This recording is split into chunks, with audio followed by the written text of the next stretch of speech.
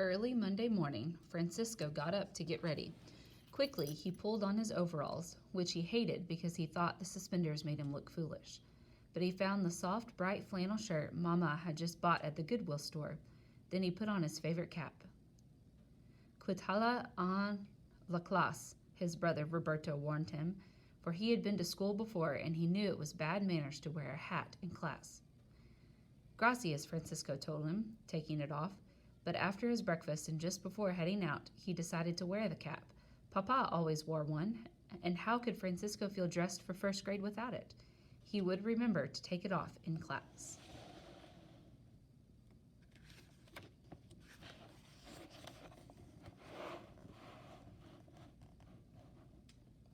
Adios, Mama, Francisco and Roberto called as they headed to catch the school bus.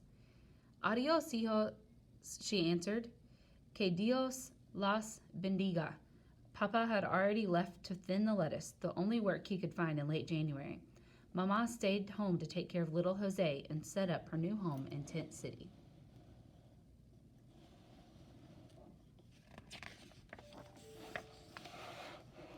When the school bus arrived, Francisco took the window seat next to his brother so that he could watch the rows of lettuce and cauliflower go whizzing by. He thought the furrows looked like a giant legs running alongside. The bus kept stopping to pick up kids, and with each stop, the noise inside grew louder. Some kids were yelling at the top of their lungs. Francisco did not know what they were saying because he could speak only Spanish, and they were all speaking English. He was getting a headache. Roberto had his eyes closed, and he was frowning. Francisco did not disturb him. He figured his brother was getting a headache too. When they got to school, Roberto walked Francisco to the principal's office. Mr. Sims, the principal, was a tall, red-headed man who listened patiently to Roberto. My little brother, Roberto said, using the little English he knew, is on primer grado. Mr. Sims walked Francisco to the first grade classroom, and as soon as he saw the bright electric lights, shiny wood floor, and the warm heater in the corner, Francisco liked the room. It was not at all like his family's green army tent with its hard dirt floor. Mr. Sims introduced Francisco to his teacher, Miss Scalapino, who smiled and repeated his name, Francisco. It was the only word Francisco understood the whole time she and the principal talked. They repeated it each time they glanced at him. After Mr. Sims left, she followed Francisco to his desk.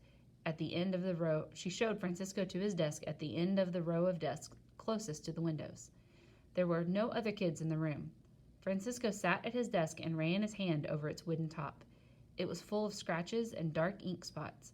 He lifted the top, and inside were a box of crayons, a yellow ruler, and a thick pencil.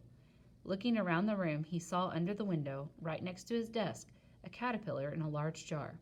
It was yellowish green with black bands, and it moved very slowly without making any sound.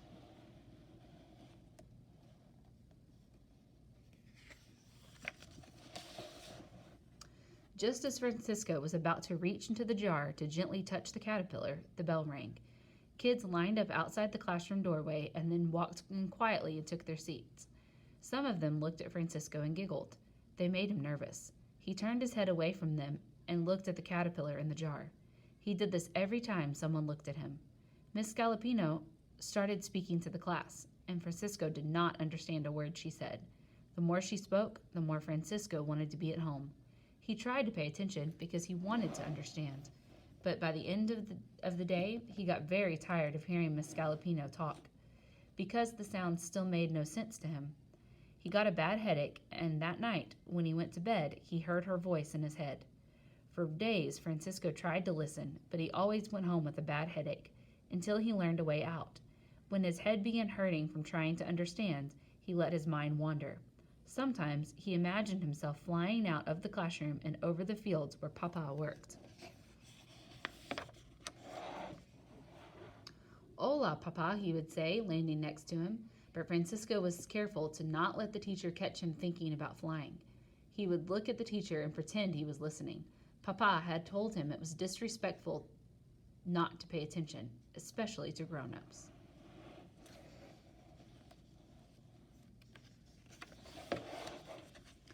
When the teacher spoke the children's names, though, Francisco would listen.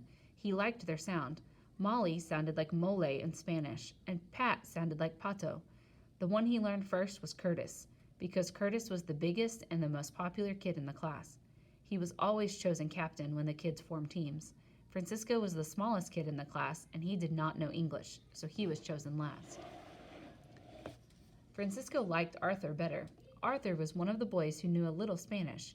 During recess, they would play on the swings, and Francisco would pretend to be a Mexican movie star, like Jorge Negrete or Pedro Infante, riding a horse and singing the corridos he heard on the car radio. He taught the songs to Arthur as they swung back and forth, going as high as they could. But if Miss Scalapino heard them speaking in Spanish, she would say no with her whole body. Her head turned left and right 100 times a second, and her index finger moved from side to side as fast as a windshield wiper. English, English, she repeated. Arthur avoided Francisco whenever she was around.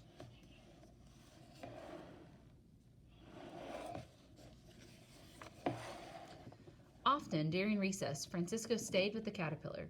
Sometimes it was hard to spot him because he blended in with the green leaves and twigs.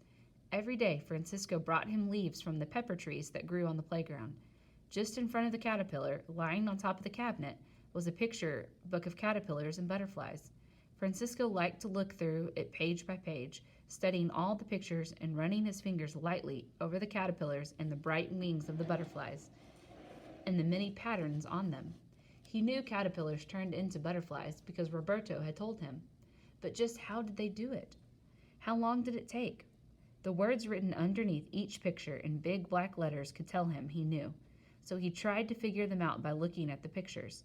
He did this so many times he could close his eyes and see the words, but he still could not understand what they meant. By the time Papa started topping carrots in March, art had become Francisco's favorite time at school.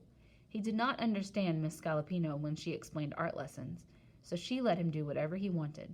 He drew all kinds of animals, but mostly birds and butterflies.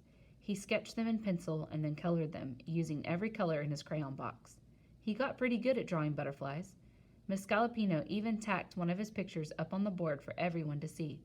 After a couple of weeks, it disappeared, and he did not know how to ask where it had gone.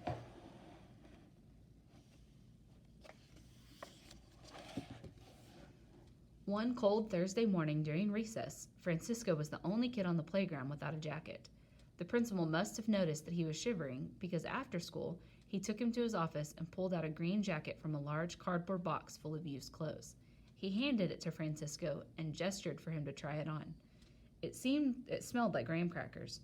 Francisco put it on, but it was too big, so he rolled up the sleeves about 2 inches. Then he took it home and showed it off to his parents. He liked it because it was green and hid his suspenders. The next day, Francisco wore his new jacket to school.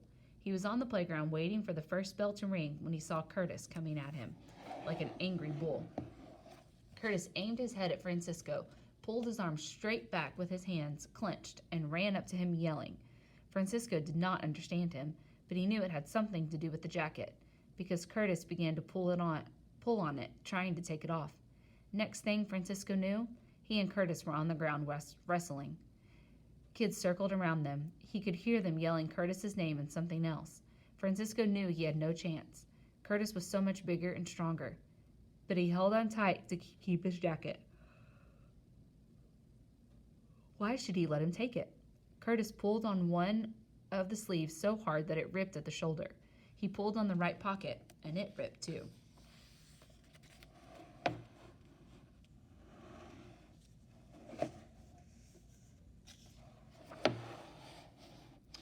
Then Miss Scalapino's face appeared above them.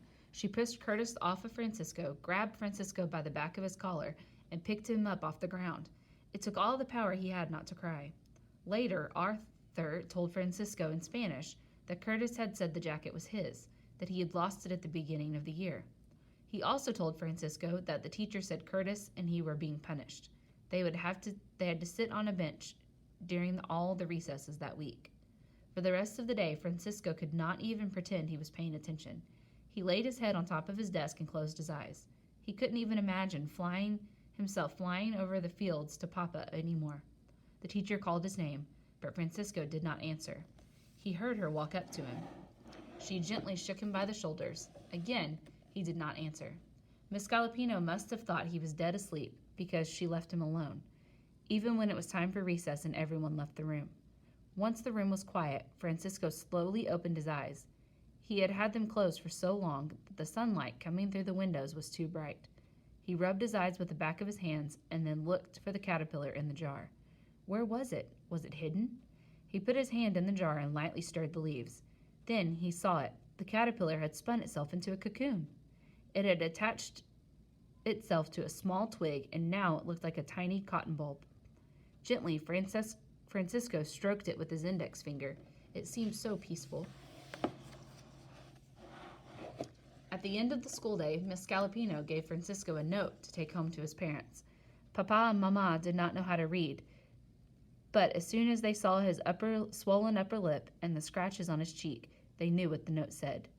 When he told them what had happened, they both frowned and glared at him. Papa finally said, "But it's good you didn't disrespect the teacher."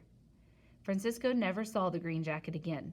It had gone back to Curtis, who didn't wear it anymore because the days were growing warmer.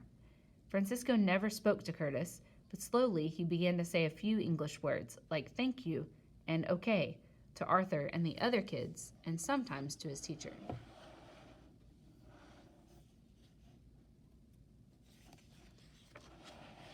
On Wednesday, May 23rd, a few days before the end of the school year, Miss Galopino told everyone to sit down.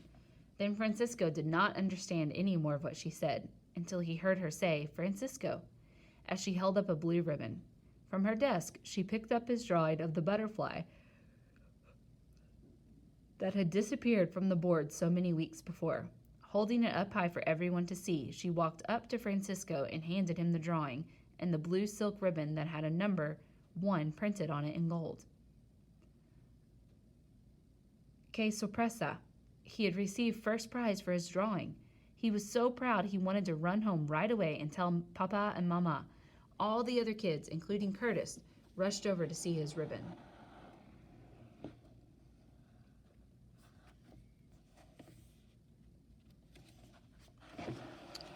That afternoon, during free period, Francisco went over to check on the caterpillar. He turned the jar around to see the cocoon. Then he gasped. It was beginning to crack open. "Look, look," he cried out, pointing to it. The whole class, like a swarm of bees, rushed over to the counter.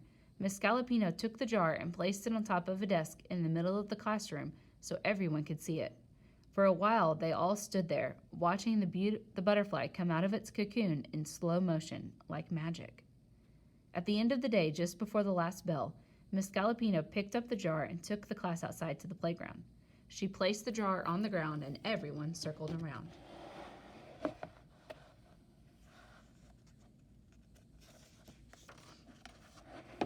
Francisco had a hard time seeing over the other kids, so Miss Galopino called him and motioned for him to open the jar. Breaking through the circle, he knelt on the ground and unscrewed the top. Swiftly, the butterfly flew into the air, fluttering its orange and black wings up and down. "Que hermosa," Francisco said, but softly, under his breath, so no one would hear him speak Spanish. Miss Galopino must have heard, though. "Que hermosa," she repeated, smiling down at Francisco. "How beautiful."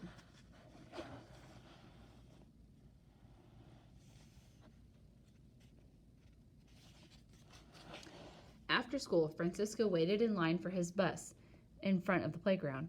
In his right hand, he carried the blue ribbon, and in his left, the drawing. Arthur and Curtis came up and stood behind him to wait for their bus. Curtis motioned for Francisco to show him the drawing again. He held it up so Curtis could see it. "He really likes it, Francisco," Arthur said to him in Spanish. "How do you say es tuyo en inglés?" he asked Arthur. "It's yours," Arthur answered. "It's yours," Francisco repeated and handed the drawing to Curtis.